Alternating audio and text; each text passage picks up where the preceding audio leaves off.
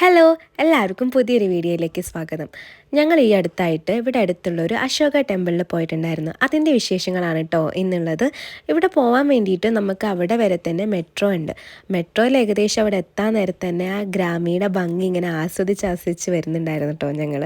പ്രത്യേക ഭംഗിയായിരുന്നു ആ ഒരു സ്ഥലം കാണാൻ വേണ്ടിയിട്ട്, അവിടുത്തെ ആളുകളൊക്കെ ആയിട്ട്. ഈ പഗോഡ കണ്ടോ? ഈ പഗോഡേൻ്റെ അടുത്താണ് നമ്മളുടെ അമ്പലം ഇരിക്കുന്നത്. അവിടെ കയറി വന്നപ്പോൾ തന്നെ നമ്മളെ ഇന്ത്യൻസിനെ ഇങ്ങനെ കോരിച്ചരിപ്പിക്കുന്ന മാതിരി തന്നെ അശോക സ്തൂപം ഇങ്ങനെ ഉയർന്നെഴുന്നേറ്റ് നിൽക്കുന്നുണ്ടായിരുന്നു. ഈ അശോക സ്തൂപത്തിൻ്റെ ഉള്ളിലായിട്ട് ബുദ്ധൻ്റെ മുടി ഉണ്ട് എന്നാണ് പറയപ്പെടുന്നത്. ഞാൻ ഗൂഗിളിൽ നോക്കിയപ്പോൾ കണ്ടതാണ്. അത് ഉണ്ടോ ഇല്ലയെന്ന് എനിക്ക് അറിഞ്ഞൂടാ. പിന്നെ അതിന് മുന്നിലായിട്ട് തന്നെ വലിയൊരു വാതിലുണ്ട്. വാതിൽ അനക്കാൻ പോലും പറ്റുന്നില്ല, അത്രയും വലുപ്പമുണ്ടായിരുന്നു. നേരത്തെ കണ്ട പഗോഡയാണ് കേട്ടോ ഇപ്പോൾ കാണുന്നത്. ഏകദേശം 236 BC-യിലാണ് ഈ അമ്പലം സ്ഥാപിക്കുന്നത്. ലോകക്സേമ എന്ന് പറഞ്ഞ് ഒരു ബുദ്ധ സന്യാസിയാണ് ബുദ്ധൻ്റെ തിരുശേഷിപ്പുകൾ ഇവിടെ കൊണ്ടുവരുന്നതും ഈ അമ്പലം ഇവിടെ സ്ഥാപിക്കുന്നതും ബുദ്ധിസം ചൈനയിലേക്ക് കൊണ്ടുവരുന്നതും ഒക്കെ. പിന്നീട് ഈ അമ്പലത്തിന് ഒരുപാട് മാറ്റങ്ങളൊക്കെ വരുത്തിയിട്ടുണ്ട്. 2006 ഈ അമ്പലം മുഴുവനായിട്ട് മാറ്റപ്പെടുത്തിയിട്ടുണ്ട് എന്നൊക്കെയാണ് പറയുന്നത്. പിന്നെ നമ്മളെ നാട്ടിലെ അമ്പലങ്ങളിലൊക്കെ കാണുന്ന പോലെ തന്നെ ചുമരുകളിൽ ഒരുപാട് ചിത്രങ്ങളൊക്കെ കൊത്തി വെച്ചിട്ടുണ്ടായിരുന്നു. ഈ അമ്പലത്തിനൊരു പ്രത്യേകമായിട്ടുള്ള ഭയങ്കര ഒരു പോസിറ്റീവ് എനർജിയും നല്ലൊരു ആംബിയൻസുമാണ്. അവിടെ ചെല്ലുമ്പോൾ തന്നെ ഒരുപാട് ബുദ്ധിസ്റ്റ് ആയിട്ടുള്ള ആളുകൾ ഇവിടെ വരുന്നുണ്ട്. ബേസിക്കലി ഞാനൊരു ബുദ്ധിസ്റ്റ് അല്ലാത്തതുകൊണ്ട് എനിക്ക് എങ്ങനെയാണ് ഇവിടെ പ്രാർത്ഥിക്കേണ്ടത് അങ്ങനെയൊന്നും എനിക്കറിയില്ല. പക്ഷേ ഇവിടെ വന്ന് പിന്നീട് ഞങ്ങൾ പ്രാർത്ഥിക്കാനൊക്കെ പഠിച്ചിട്ടുണ്ടായിരുന്നു. ഇവിടെ വരുമ്പോൾ തന്നെ മുന്നിൽ വലിയൊരു കുളം, ആ കുളത്തിൽ ഒരുപാട് ആമകളും ഗോൾഡൻ ഫിഷും ഒക്കെയാണ്. ഈ ഗോൾഡൻ ഫിഷിനെ ഇവിടെ വളർത്തുന്നത് തന്നെ ചെയ്യുന്നുണ്ട് കേട്ടോ. ഞാൻ കഴിഞ്ഞ വർഷം വന്ന സമയത്ത് ഇവിടെ ഒരു അരയന്നൊക്കെ ഉണ്ടായിരുന്നു. പക്ഷേ ഈ അരയന്നത്തിനെ ഈ വർഷം ഞാൻ കണ്ടിട്ടുണ്ടായിരുന്നില്ല. ഇങ്ങനെ പ്രത്യേക രീതിയിൽ പ്രാർത്ഥിക്കുന്നതൊക്കെ ഞാൻ ഇവിടുത്തെ ചൈനക്കാർ ചെയ്യുന്നത് കണ്ടിട്ട് പ്രാർത്ഥിക്കുന്നതാണ്. പിന്നെ എൻ്റെ ഒരു ബുദ്ധിസ്റ്റ് ഫ്രണ്ട് ഉണ്ടായിരുന്നു, അവളും എനിക്ക് പഠിപ്പിച്ചു തന്നിട്ടുണ്ടായിരുന്നു. അങ്ങനെയാണ് ഞാൻ ബുദ്ധിസത്തിനെ കുറിച്ച് കൂടുതൽ അറിയുന്നതും അങ്ങനെ പ്രാർത്ഥിക്കാനൊക്കെ പഠിച്ചതും ഒക്കെ. ഇവിടെ ചെല്ലുമ്പോൾ തന്നെ ഓരോ സ്ഥലത്ത് പ്രാർത്ഥിക്കാൻ വേണ്ടിയിട്ട് അവിടെ തന്നെ നമുക്ക് ചന്ദനത്തിരിയൊക്കെ വെച്ചിട്ടുണ്ടായിരിക്കും. ചന്ദനത്തിരി വെച്ച് പ്രാർത്ഥിക്കുക, അതുപോലെ ഇങ്ങനെ 3 തവണ കുമ്പിട്ടിട്ട് പ്രാർത്ഥിക്കുന്നതൊക്കെയാണ് ഇവിടുത്തെ രീതികൾ. ഇവിടുത്തെ നാമങ്ങളൊന്നും എനിക്ക് ചൊല്ലാൻ അറിയില്ലെങ്കിൽ എൻ്റെ ഒരു ഫ്രണ്ട് എന്നെ പണ്ട് പഠിപ്പിച്ചു തന്നിട്ടുണ്ടായിരുന്നു. ഞാനത് ചെറുതായിട്ട് മറന്നു പോയിട്ടുണ്ട്, പക്ഷേ എനിക്ക് അറിയുന്ന രീതിയിലൊക്കെ ഞാൻ ചൊല്ലാറുമുണ്ട്. ഇവിടെ പിന്നെ എല്ലായിടത്തും ഭയങ്കര ശാന്തമായിട്ടുള്ള സൈലൻസ് എപ്പോഴും ഉണ്ടായിരിക്കും, എല്ലാ അമ്പലങ്ങളിലും പോലെ തന്നെ.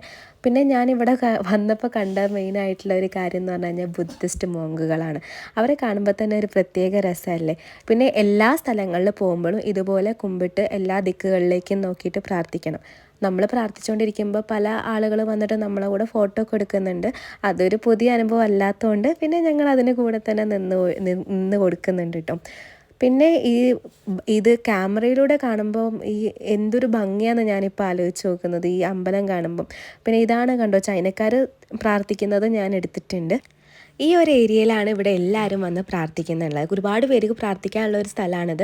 പക്ഷേ ഈ കണ്ട ആളുകളൊക്കെ ആരാന്ന് വെച്ച് കഴിഞ്ഞാൽ എനിക്കറിയില്ല. ഇവിടെ ഏറ്റവും രസകരമായിട്ട് തോന്നിയത് എന്താണെന്ന് വെച്ച് കഴിഞ്ഞാൽ ഇവിടെ ഇവർ കൊടുക്കുന്ന ഓഫറിങ്സാണ്. പെപ്സി തൊട്ട് ഡംപ്ലിങ്സ്, ഡ്രാഗൺ ഫ്രൂട്ട്സ്, പിന്നെ പലതരം സ്നാക്സ് ഒക്കെ ഇവിടെ ഓഫറായിട്ട് കൊടുക്കുന്നുണ്ട്. പിന്നെ വേറൊരു രസം എന്ന് പറഞ്ഞു കഴിഞ്ഞാൽ ഇവിടെ റൂഫ് ടോപ്പിൽ ഇങ്ങനെ മിറർ പോലെ വെച്ചിട്ടുണ്ട്. അത് എല്ലാ അമ്പലത്തിലും കാണുന്നുണ്ട്. അതിൻ്റെ ഐതിഹ്യം എന്താണെന്നുള്ളത് എനിക്കറിഞ്ഞൂടാ. പിന്നെ നമ്മളെ നാട്ടിൽ ഭണ്ണാരം യൂസ് ചെയ്യില്ലേ, അതുപോലെ തന്നെയാണ് ഇവിടെ ഈ വെള്ളത്തിൽ ഇങ്ങനെ കോയിൻ ഇടുന്നത്. അതിൻ്റെ ഐതിഹ്യം എന്താണെന്ന് എനിക്കറിയില്ല.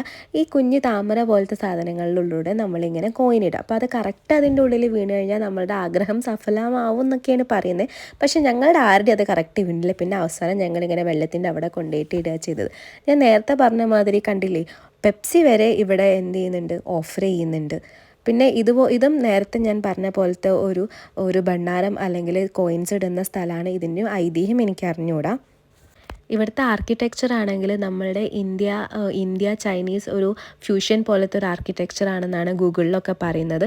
ഇത് കണ്ടോ, നമ്മളെ നാട്ടിലെ ഭരണി പോയൊക്കെ ഇല്ലേ ഇത് കാണാൻ വേണ്ടിയിട്ട്. ഞാനിത് കുറേ ട്രൈ ചെയ്തിട്ടോ ഇത് തുറക്കാൻ വേണ്ടിയിട്ട്, പക്ഷെ ഇത് തുറക്കാൻ പറ്റില്ലായിരുന്നു. പിന്നെ ഇവർ രാവിലെ ഉച്ചയ്ക്ക് വൈകുന്നേരമൊക്കെ ഇവിടെ വെച്ച് ഓഫറിങ്സ് ഒക്കെ മാറ്റുന്നുണ്ട്. മുമ്പ് ഞാൻ പോയപ്പോൾ അവർ പ്രസാദമായിട്ട് നമുക്കിത് തന്നിട്ടുണ്ടായിരുന്നു, പക്ഷെ ഇപ്പം തരുന്നില്ല കേട്ടോ. അതെന്താണെന്ന് എനിക്കറിയില്ല.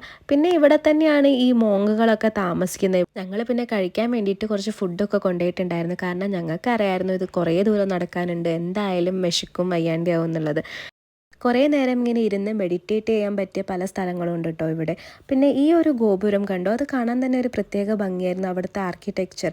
ഇത് പഗോഡയാണോ എന്ന് എനിക്ക് അറിഞ്ഞുകൂടാ, പക്ഷേ ഇവിടെയും നമ്മൾ പ്രാർത്ഥിക്കാനുണ്ടായിരുന്നു. അതുകൊണ്ട് ഇതിങ്ങനെ 3 വട്ടം വലം വെച്ച് പ്രാർത്ഥിക്കുന്നത് ഞാൻ കണ്ടിരുന്നു. അപ്പോൾ ഞാൻ ഇവിടെയും പ്രാർത്ഥിച്ചിട്ടുണ്ടായിരുന്നു. അവിടെ എന്താണെന്നൊന്നും എനിക്കറിയില്ല, പക്ഷേ ഇവിടുത്തെ ആർക്കിടെക്ചറും ഇവിടുത്തെ റൂഫിങ്ങും നോക്കൂ, അത് കാണാൻ തന്നെ ഒരു പ്രത്യേക ഭംഗിയില്ലേ. ഇവിടെ ഈ അമ്പലം സ്ഥാപിച്ചതും ഈ പഗോഡ സ്ഥാപിച്ചതിൻ്റെയൊക്കെ വർഷം കാണിക്കുന്നുണ്ട്. പിന്നെ ഞാൻ നേരത്തെ പറഞ്ഞ പോലെ തന്നെ ഇവിടെ ഒരുപാട് തടാകങ്ങളൊക്കെ ഉണ്ട്. എനിക്ക് ചൈനയിൽ തന്നെ ഏറ്റവും ഇഷ്ടമുള്ള ഒരു സ്വീറ്റാണ് കേട്ടോ അത്. അതായത് ഓരോ ഫ്രൂട്ട്സും നമ്മൾ പഞ്ചസാരയിൽ ഇങ്ങനെ മുക്കിയിട്ട് തരുന്നത്. ആക്ച്വലി തണുപ്പത്ത് കഴിക്കാനാണ് ഭയങ്കര ഇഷ്ടം, ഭയങ്കര രസം, ഭയങ്കര ടേസ്റ്റും. പക്ഷേ എനിക്കിത് കണ്ടപ്പോൾ കൊതിയായതുകൊണ്ട് ഞാൻ ഒന്ന് വാങ്ങി. ഒന്നിന് 8 യുവാനാണ്, അതായത് നാട്ടിലത്തെ ഒരു 90 രൂപയൊക്കെ. പിന്നെ നമ്മളെ നാട്ടിലെ അമ്പലങ്ങളിലൊക്കെ പോകുന്ന മാതിരി അമ്പലത്തിന് മുന്നിൽ ഒരുപാട് സാധനങ്ങൾ ഇങ്ങനെ വിൽക്കാൻ വെക്കാറില്ലേ, അതുപോലെ തന്നെ ചൈനയിൽ ഒരുപാട് സാധനങ്ങൾ ഇങ്ങനെ ഈ അമ്പലത്തിന് മുന്നിൽ വിൽക്കാൻ വെച്ചിട്ടുണ്ട് കേട്ടോ. മെയിനായിട്ട് ഇവിടെ ചന്ദനത്തിനെയും പിന്നെ അശോകൻ്റെ ഒരുപാട് സ്റ്റാച്യൂസൊക്കെയാണ്.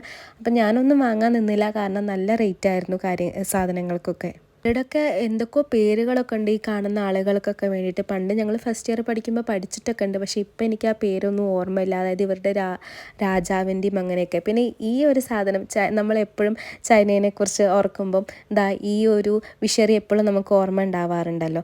പിന്നെ ചൈനയിൽ ഭിക്ഷക്കാർ നമ്മൾ അമ്പലത്തിലുള്ള മാതിരി തന്നെ ഇവിടെയും ഭിക്ഷക്കാരൊക്കെ ഉണ്ടായിരുന്നു. പിന്നെ ഞാൻ പോകുമ്പോൾ ഒരു സൊവനിയറായിട്ട് ഈ ക്യൂട്ടായിട്ടുള്ള ഒരു ബുദ്ധേനെ വാങ്ങിയിട്ടാണ് കേട്ടോ പോയത്.